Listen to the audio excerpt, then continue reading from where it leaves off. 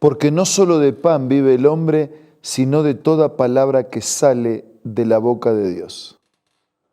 Por eso nos encontramos todos los días buscando vivir y revivir por la palabra del Señor. Hoy nos detenemos en el segundo capítulo de la primera carta del apóstol San Pablo a los tesalonicenses, a la iglesia que estaba en Tesalónica. Pero antes pedimos la bendición de Dios. Padre nuestro que estás en los cielos, bendícenos al meditar en tu palabra y condúcenos con tu Espíritu. Te lo pido y te lo agradezco todo en el nombre de Jesús. Amén. En este segundo capítulo del libro a los tesalonicenses, el apóstol San Pablo hace algo así como una defensa de su ministerio que en realidad era una defensa de la misión que se le había encomendado y de esa manera también nos desafía a una vida diferente. Lo hace en estos términos. Hermanos, bien saben que nuestra visita a ustedes no fue un fracaso.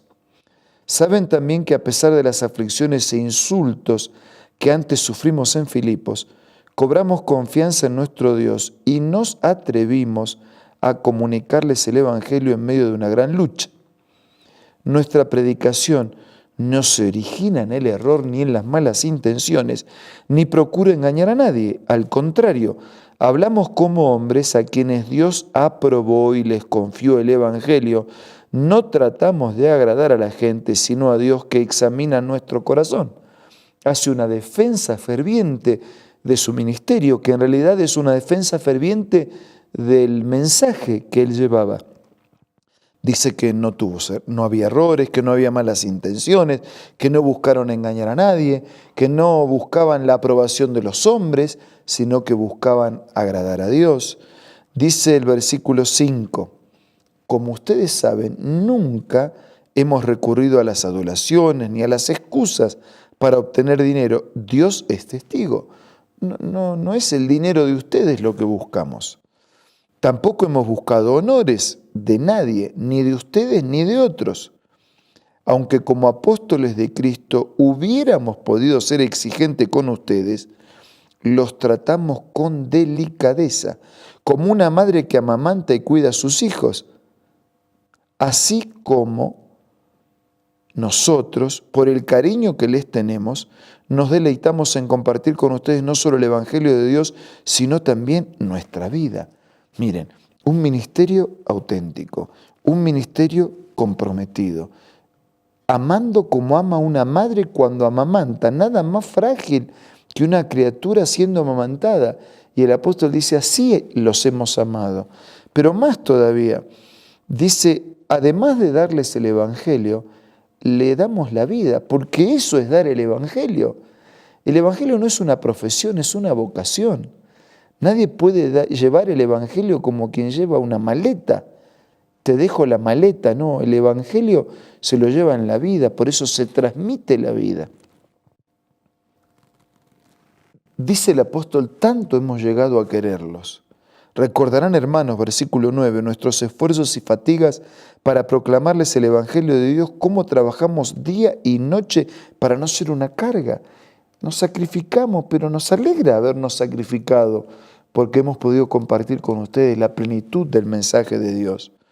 Dios y ustedes me son testigos de que nos comportamos con ustedes los creyentes en una forma santa, justa e irreprochable. Versículo 11. Saben también que a cada uno de ustedes los hemos tratado como trata un padre a sus propios hijos. No solamente como una madre amamanta a sus criaturas, sino como un padre con la firmeza, con el carácter, con la protección. Versículo 12.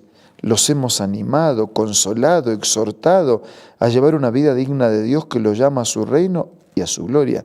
Así que no dejamos de dar gracias a Dios, porque al oír ustedes la palabra de Dios que les predicamos, la aceptaron no como palabra humana, sino como lo que realmente es, la palabra de Dios, la cual actúa en ustedes los creyentes. Ustedes, hermanos, siguieron el ejemplo de las iglesias de Dios en Cristo Jesús que están en Judea. ya que sufrieron a manos de sus compatriotas lo mismo que sufrieron aquellas iglesias a manos de los judíos. Dice, nosotros le hemos compartido la vida, le hemos compartido el Evangelio. Cuando predicamos, no predicamos nuestra palabra, predicamos la palabra de Dios. Y ustedes la recibieron no como nuestra, no como humana, sino como realmente es la palabra de Dios.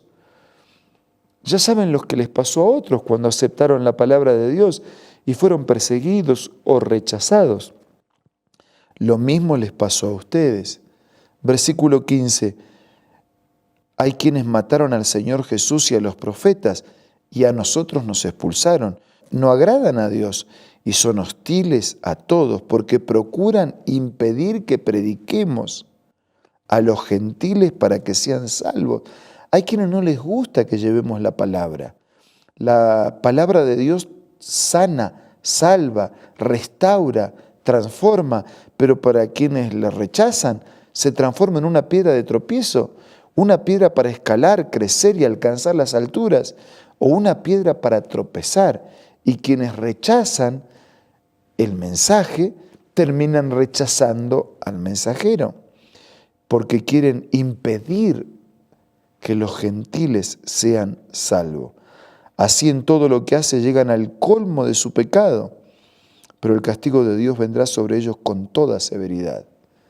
Claro, no se puede oponernos al mensaje de Dios y ser una piedra de tropiezo para los que quieren creer. No podemos desanimar a las personas de seguir el camino de Dios y pensar que quedaremos libres de las consecuencias de hacer eso.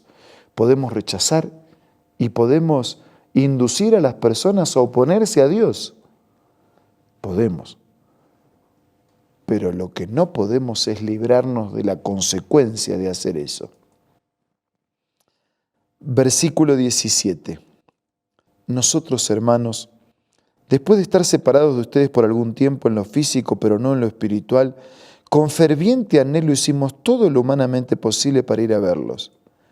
Deseábamos visitarlos. Yo mismo, Pablo, más de una vez intenté ir, pero Satanás me lo impidió.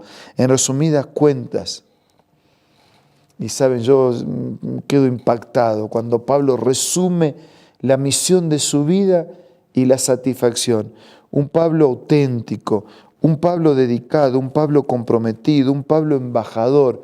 Y ahora me muestra a un Pablo realizado. ¿Cuál es la realización de Pablo? Dice en resumidas cuentas, versículo 19, ¿cuál es nuestra esperanza? ¿Cuál es nuestra alegría? ¿Cuál es el motivo de orgullo delante de nuestro Señor Jesús para cuando Él venga? ¿Quién más sino ustedes? Sí, ustedes son nuestro orgullo y alegría.